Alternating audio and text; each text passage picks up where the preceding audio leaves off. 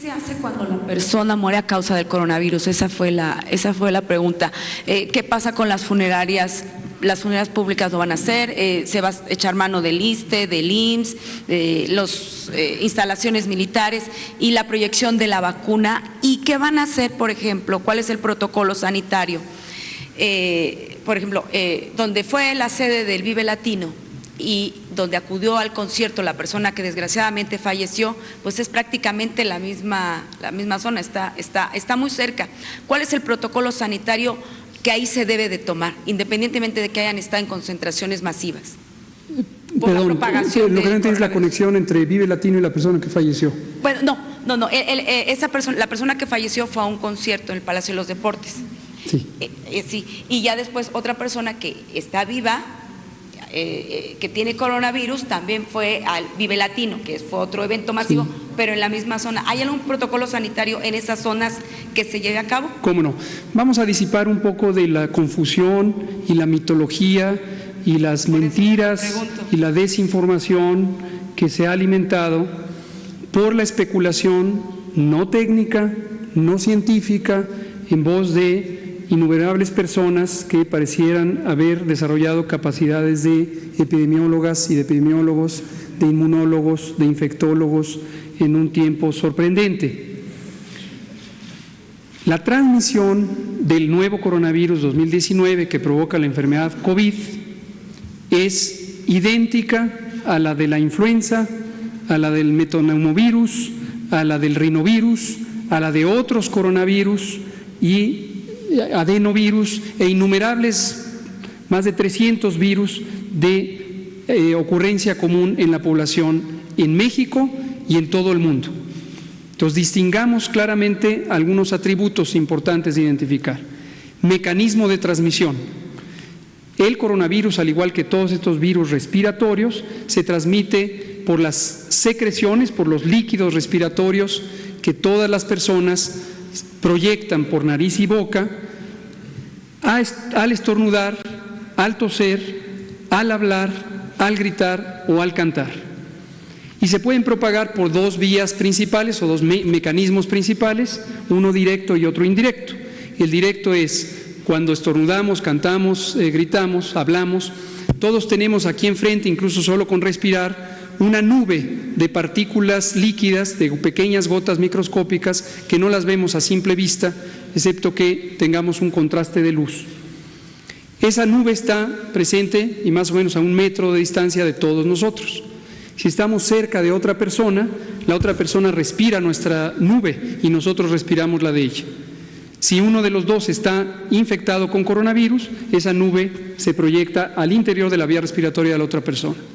Segundo mecanismo es gotas que pueden ser visibles a simple vista, de saliva mayormente, con algunas secreciones de la garganta, que se proyectan cuando se habla, se canta, se grita, se estornuda o se tose, y caen generalmente a una distancia aproximada de 6 metros, y pueden caer en superficies físicas y permanecer varias horas en esas superficies, o en la mano.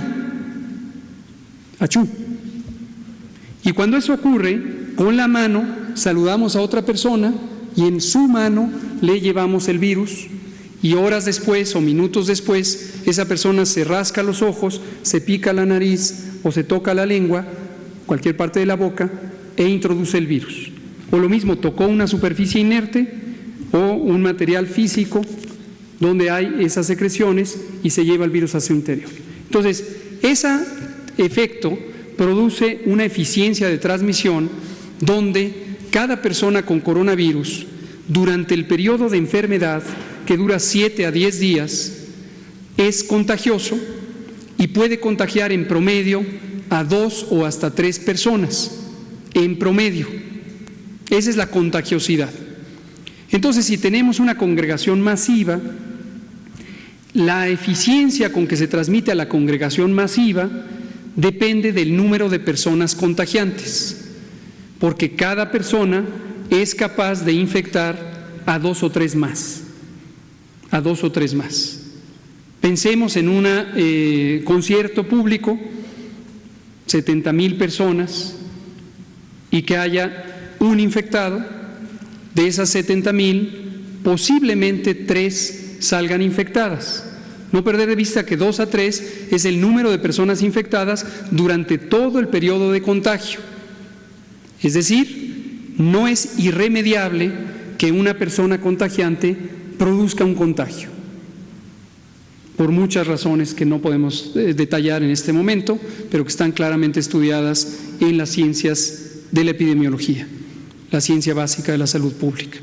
Entonces, disipemos mitos de que se tienen que hacer contenciones especiales, de que se tienen que usar trajes especiales de alta contención en bioseguridad, esos trajes que son como unas pijamas de color blanco, de un material no poroso, trajes Tyvek, de que se necesitan escafandras o protecciones integrales, de que se necesitan botas para cubrir el calzado.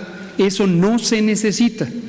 Y esto está claramente estipulado en la guía de control de infecciones que publicamos desde la primera semana de febrero y que es producto del trabajo de más de 60 expertas y expertos nacionales en control de infecciones, infectología, epidemiología, medicina, etcétera, etcétera.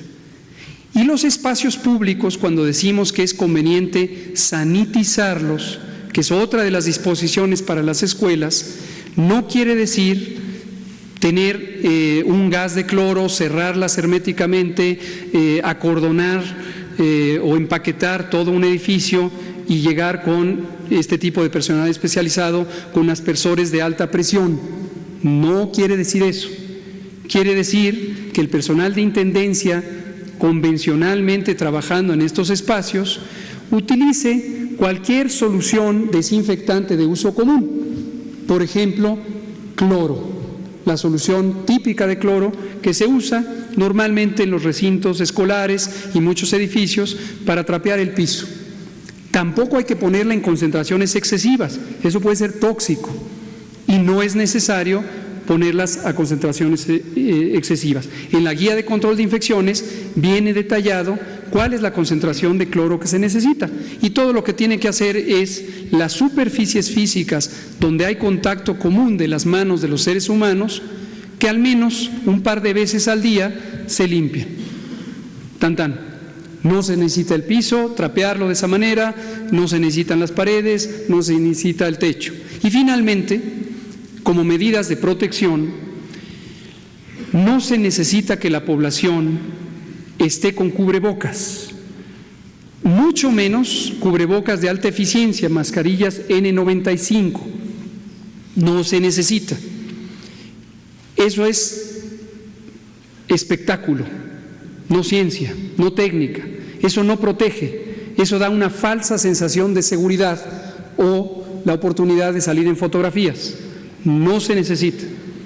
En la guía de control de infecciones se estipula claramente que quienes sí necesitan estas mascarillas N95 es solo el personal de salud que está en contacto directo con los pacientes durante el momento de realizar procedimientos, por ejemplo, la toma de muestras que generan aerosoles, o si una persona fuera a ser intubada para ventilación mecánica asistida, las enfermeras y los médicos que están haciendo el procedimiento necesitan esa mascarilla para protección personal.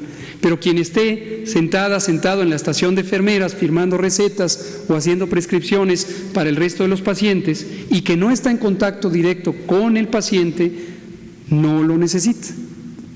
Y lo último que también es común que se pregunte es: tengo fiebre, tengo tos, tengo dolor de garganta, estoy estornudando, ¿dónde me hacen la prueba de coronavirus? No se necesita hacer la prueba de coronavirus, lo dejo muy claro, no porque no se quiera hacer la prueba de coronavirus, sencillamente porque las disposiciones preventivas no esperan o no deben esperar a que se confirme el coronavirus. A partir de todo este momento, una persona con esos síntomas debemos asumir que tiene coronavirus. Cuando estábamos todavía en la temporada de influenza, pero ahorita está ya francamente en la fase final, la mayor probabilidad es que quien tenga estos síntomas sea por coronavirus. No se necesita diagnosticar el coronavirus. Si esa persona es como 8 de cada 10 que no tiene enfermedades crónicas, o es un adulto mayor de 60 años o una mujer embarazada, no necesita ni confirmación diagnóstica ni un tratamiento especial, en virtud de que no existen en el mundo entero medicamentos específicos para el coronavirus, como no lo existe para la gran cantidad de virus respiratorios comunes cada año. Si es una persona que es adulta mayor, mujer embarazada o tiene las enfermedades crónicas que repetidamente hemos mencionado, incluida la diabetes, que se presenta en 14% a lo largo de la vida en la población mexicana, esas personas sí necesitan una evaluación médica para asegurarnos que no se vayan a complicar. La vacuna, lo más probable es que no vaya a existir ninguna vacuna en el mundo entero hasta que acabe esta epidemia.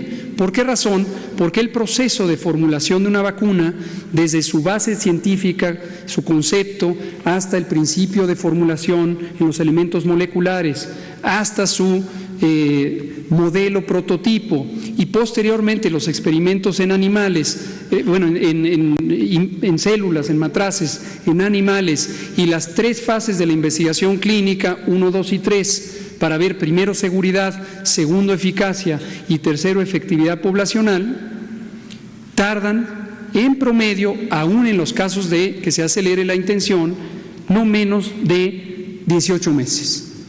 Periodo en el que muy probablemente, por el efecto natural de la respuesta inmune, de la enorme cantidad mayoritaria de personas que no van a tener una enfermedad de trascendencia, nos va a dejar a casi 7 de cada 10 protegidos contra el virus, y ya no vamos a poder transmitir, no nos vamos a poder infectar y vamos a ayudar a que se extinga espontáneamente la epidemia. ¿Las personas que mueren serán cremadas? ¿Serán cremadas las personas que mueren? ¿Cuál es el protocolo? El protocolo. La Ley General de Salud tiene su reglamento específico para la disposición de cadáveres, tejidos y productos biológicos, y contempla las reglas generales de la bioseguridad.